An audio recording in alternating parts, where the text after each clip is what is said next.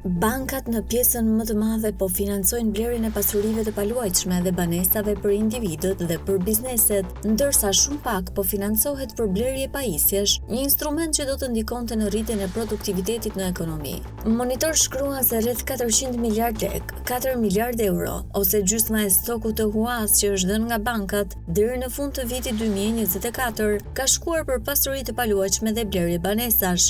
Nga këto individët kanë rreth 2.1 miliard euro që kanë marrë për banesa dhe duhet i shlyejnë në banka, dhe bizneset rreth 1.9 miliard euro. Në krahasim me një vit më parë, stoku i huas për këtë qëllim për biznese dhe individ është rritur me rreth 17%, sipas të dhënave të Bankës së Shqipërisë. Në raportin vjetor të mbikëqyrjes 2024, Kredia hua për pasuri të paluajtshme, hua për blerje banesash për individët, zë peshën më të madhe ndaj totalit të portofolit të Kredisë me 26.8%, pasuar nga hua për pasuri të paluajtshme për bizneset me 24.3%. Të dyja këto kategori së bashku zën 51.1% të totalit. Rritja e ekspozimit të sistemit bankar ndaj ndërtimit dhe pasurive të paluajtshme ka bërë që Banka e Shqipërisë të forcojë kriteret e kredidhënies për këtë aktivitet. Banka e Shqipërisë aplikoi për herë të parë vitin e kaluar një shtesë të posaçme në kërkesat për kapital ndaj sektorit bankar. Shtesa kundër ciklike e kapitalit u vendos për herë të parë në qershor në nivelin 0.25% për të zbatuar nga 30 qershori 2025 dhe u rrit në dhjetor në nivelin 0.5% për të zbatuar nga 31 dhjetori 2025. Këtë vit, Këshilli Mbikëqyrës i Bankës së Shqipërisë vendosi disa masa kufizuese për kredim bankare për shtëpi.